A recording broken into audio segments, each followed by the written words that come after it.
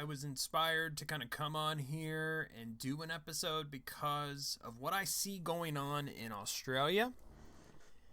And in all reality, I want to warn folks in America that this, it's so easy to say. It's not going to happen here. This will never happen here. We have a Bill of Rights and a Constitution that protect us, provide us with certain rights that the government can't take away from us. And I want to warn everybody that having that attitude, I get it.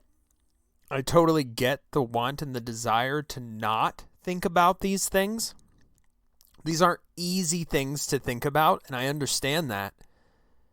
And we do feel a little safe and comfortable here because recently, we haven't really had to experience this. We haven't really had to experience a fear that our rights will be taken away from us. But I want to pause on that thought because they have been being taken from us. It's just happening so slowly that you don't even recognize that it's happening. But I want to pause on that, and I want to thank you for listening to the show. I know we're off and on. I know we're not great at uploading. I know sometimes we take months off. It's just busy. I got a life and a job. You know what I mean? So things come up, things happen. I always have this great desire to be a little more consistent in my uploading, but I haven't been very good at that. So maybe we'll get better at it someday, and maybe everyone will love us at that point in time. Either way, thank you for listening. I really do appreciate it. I really do appreciate those who have stuck around.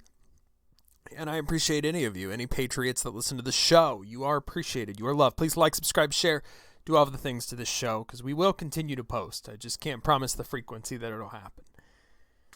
So I went outside today. I took the day off work because I just felt like it. In all honesty, I just need, sometimes you need that mental health time, and I need that. I need that bad because work's been a little stressful lately.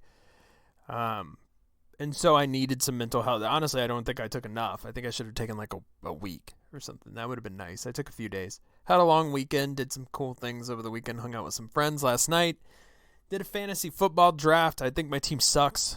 But I guess every year I think my team sucks. I draft players and then instantly I have regret. It's like, I drafted DJ Moore again. Didn't I draft him last year and he screwed me? It's like, I always have that mentality. And it's like annoying. But that is what it is. And that was a good time. Had a good time last night. That kind of means that I feel a little more invested in the NFL this year than I did last year. Last year was so easy to not watch the NFL because I just didn't give a shit. My give a shit for the NFL, outside of just the, all of the freaking SJW crap that they were pulling and the messaging at the end of the end zone and the black national anthem, which no one's ever heard of until last year. I honestly, with the George Floyd crap, I really didn't feel like getting preached at, but I had very little interest in the NFL anyways. I'll admit it. I'll openly admit this. I'm a Bengals fan. Okay. So my expectations for the NFL season to begin with are always pretty low, but they were super low just going into last season. I just had no expectation of success last season. The Bengals defense has been doo-doo for a very long time. It's going to continue to be doo-doo. It's going to be doo-doo this year too. So my expectations are low this year, but now that I have a fantasy team and money invested, right, I'll probably pay more attention this year, and I'll probably get preached at, and the Black National Anthem will be played for me every week. Just a virtue signal because we know the NFL doesn't give a shit. We really do. If you think the NFL gives a shit, then the joke is on you. But, yeah, it is what it is. So anyways, I did that this weekend. It was a good weekend. Today, on my day off, I went outside and shot some guns. I shot my SIG P365 XL, which is my carry gun, by the way. It is my carry gun. It's the gun that I carry every single day everywhere I go, legally. I do have my concealed carry license in the state of Ohio, which is where I live. You have to have a license to conceal carry, but they are a shall issue state. So as long as you don't have any felonies or anything like that, you do usually get your license. You do have to take a course. It's a training course. Some people are for stuff like that, and some people are against stuff like that. And I'm pretty against it. Any type of requirements to get a concealed carry, I wish the United States of America was just constitutional carry in every state, or at least the majority of states. There's no reason Ohio isn't constitutional carry. I'll be completely honest with you. We have a Republican legislature and a Republican governor, but they don't do much. Some of them do. But a lot of them don't. And so we have, we're a shall issue state, which whatever, I did that, and I carry a SIG P365XL, and I like it.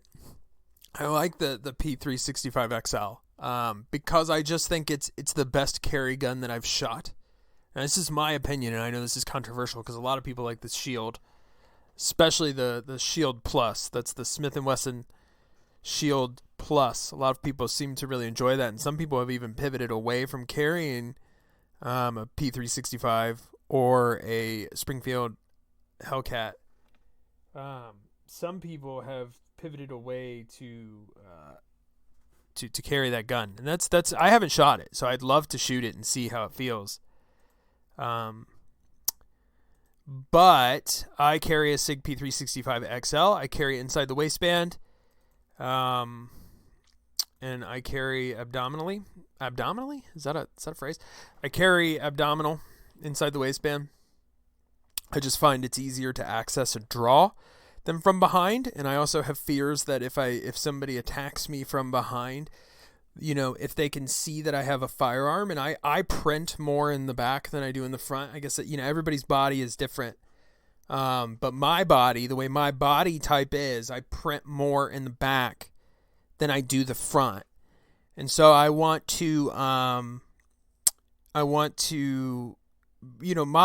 when I conceal carry, I know we're getting into a lot of side topics right now. You guys probably want to talk about Australia, and I'm getting there. I promise I'm segueing there. I'm giving you a little insight into my life, okay? Back off, all right? I'm just kidding. I'm going to crack open a drink, so you're going to hear there it is. Love that sound. Anyways, so I carry into the waistband abdominally because I print more in the back. And one of my goals when I conceal carry is not to print. I don't want to print. I want to print as little as possible. The reason is that some people feel uncomfortable when they can see that you have a gun. And it's the same thing I have with open carry. Okay, Ohio's an open carry state. You're legally allowed to open carry, but I choose not to open carry for various reasons. One being, people get freaked out when they see a gun. Now, you can make the argument that more responsible people should open carry because it'll take the stigma away from guns, and I would say that's true. I would agree with that.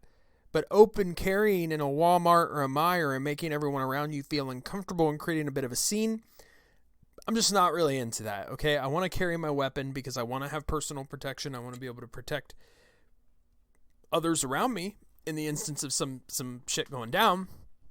And I don't want all the Karens and the Carls freaking out around me because I have a firearm that they can easily see. So I like to print as little as possible. It also makes people that you're with feel more comfortable with you carrying a weapon, because one of the things, when you get your concealed carry, one of the first things you'll experience is that the people you go to the store with, the people you're around, like regularly, they're going to feel uncomfortable with you carrying your gun because they're going to feel like people are looking at them.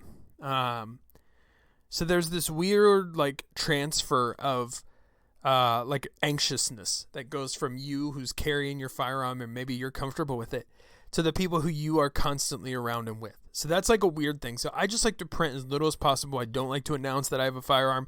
Plus, if the bad guys know you have a firearm, they're going to take you out first, right? Some people think that when the bad guys see you have a firearm, they're going to be less likely to F around and find out. And that might be true. I don't know. But I also know that if the bad guys are hell-bent and determined and they have firearms too, then they're going to take out the people who have firearms first. So if I'm presenting my firearm in a manner that the bad guys can see it or identify me as somebody who is carrying a firearm, they're going to take me out first, and I don't want that, okay? I don't want that. So that's why I carry inside the waistband. There's not a knock to anybody who carries open or anybody who carries behind, some people carry at this 5 o'clock. There's nothing wrong with that. I'm not saying that's bad. That's just not good for me. Okay, so I carry inside the waistband front. Anyways, I got some target practice in today. It felt pretty good shooting that. I also found a gun. So this is kind of a weird, like, how do you find a gun? I found a gun that I have that I bought. I probably bought several years ago. I think I spent like $300 on it. It's just a Taurus 809. Okay. And so I was like, I've never shot this gun. I must, I've had it. It's been collecting dust. I probably bought it at a time when I could only afford a cheap gun. So I bought this. And I took it out today to shoot it for the first time ever. And that gun, I kind of like the trigger on that gun. It's weird. I know it's a cheap gun. I know it's discontinued. I looked this up. It's discontinued because I guess it's not safe, which is LOL. LOL in the chat. Of course, I would spend $300 on a gun, maybe back in 2017 or something, whenever I bought it. And then it would turn out to be discontinued due to safety. I guess if you drop it, there's no guarantee the gun won't go off, which is pretty interesting.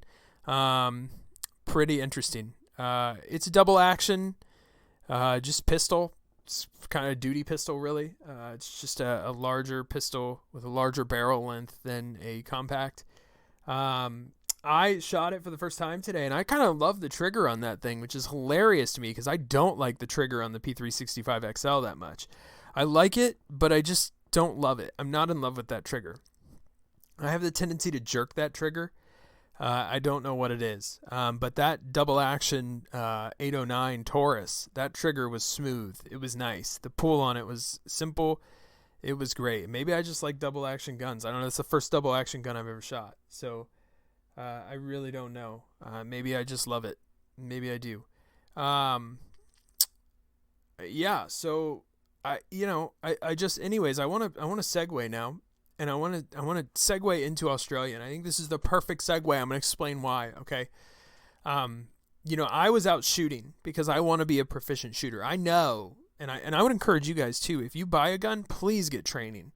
Please practice. If you can set up a range, if you're like me and you live in a rural area and you can just set up a range in your yard, I got 5 acres. It backs up to wooded area. There isn't a house 100, 200, 300 yards away, 400 yards away. It's a long way back there.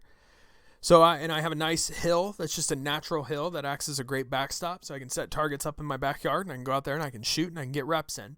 And that's what you got to do with a gun. If you buy a gun, you got to get reps in. But anyways, though, what I'm transitioning to here is I live in a country that's amazing. I have a Second Amendment right where I can own firearms, go out in my backyard, shoot those firearms, okay?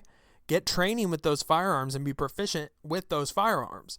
So if in the instance, and I am not advocating violence here whatsoever, okay? But in the instance that somebody tries to attack me, someone tries to invade my house, someone tries to cause physical harm to myself, to my loved ones, to, anything, I'm prepared to handle that threat. If I'm at the store and somebody decides to attempt to cause me physical harm, I am prepared to handle that threat.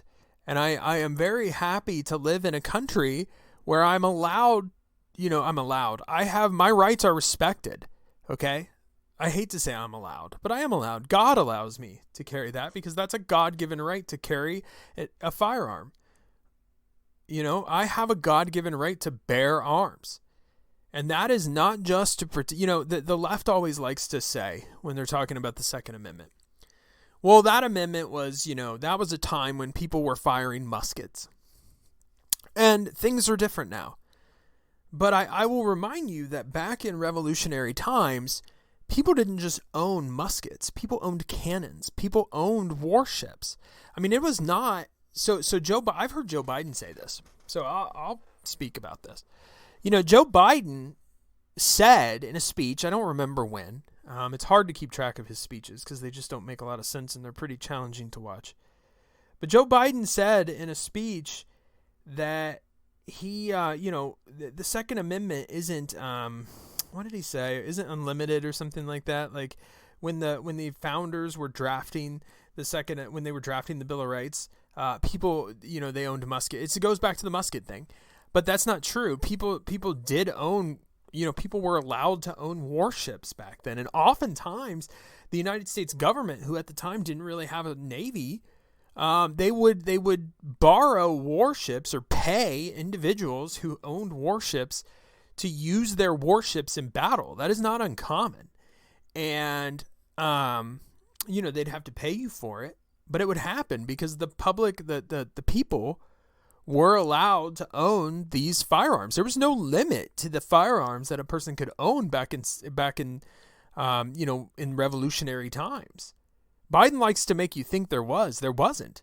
There wasn't. Now, as time goes on, okay, the United States of America drafts laws to restrict gun ownership and take some of those rights away from the individual. And then we've sort of kind of started to move back into what the founders intended, which is we're not there. We're nowhere close to being there, okay? But the point of the Second Amendment was not to say, okay, you can go hunt and you can, that's what firearms are for, hunting.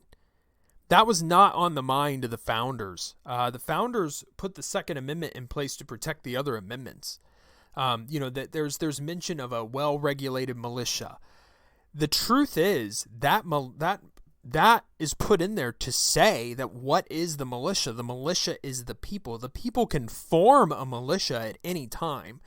I think people read that and they think to themselves, oh, like a civilian army or the reserve, something along those lines. But that's not true. There's a militia. If you look at what Jefferson wrote, okay, alongside of the Constitution and all of that, you would learn that a militia can form at any point in time by the people to stop tyranny. Okay? So the left then comes back at you and they say something like, do you really think that you can stop the full force of the government with an AR-15 or a pistol? And my answer to that is, what kind of force is the government going to use on me at this point? I'm not concerned. I mean, I am concerned, but I'm less concerned about defending myself against a government who's going to drop a nuclear bomb on me, because if we've gotten to the point to where our government is ready to drop nuclear bombs on us, I think we're in a lot more trouble. At that point, I would probably seek shelter and use my guns to defend what I own. But, to stop us from getting to that point, I mean, yeah, that's the purpose of the Second Amendment. It's not to hunt. People think it's to hunt. It's not to hunt. Hunting is a sport. It's something you can engage in with the firearm that you're legally allowed to own. But that's not the intent. The intent is to protect the other amendments. The intent is to protect the first, in all honesty, but to protect the other amendments and to allow, a government should fear its people. The people shouldn't fear its government. And the Second Amendment is there to allow people to enforce that. Now, I would never advocate violence against a government, at least not right now. I certainly wouldn't. I guess never's a strong word, but I certainly wouldn't in any reasonable capacity right now at all. I can't imagine that. But if you lived in Australia, you would. It's just a dire situation. A long time ago, they took the guns away from the people in Australia, and that was really the first. That's kind of the first step, right? You disarm your population, and now your government has no reason to fear you. Now you've given the government all of the guns, and the government has all of the power, and there's nothing you can really do. If your government were to become tyrannical, how would you stop it? You wouldn't be able to. It would be what you're seeing in Australia today, right? They take the guns and then they enforce these rules and these regulations and these laws on you that absolutely violate your rights that are guaranteed to you by God, and it's just disgusting and awful. And I when I see Australia now, and I'm seeing the news of these police officers who are just attacking the citizenry, beating people for being outside. Very low COVID cases in Australia right now, but they enforce these regulations that are just amazing that the people allow this to happen. And I think to myself, would America find itself in this situation? Would the American people ever bow down to a government the way that Australia has? And and listen to me, I sympathize with those who want to push back on the Australian government but really can't.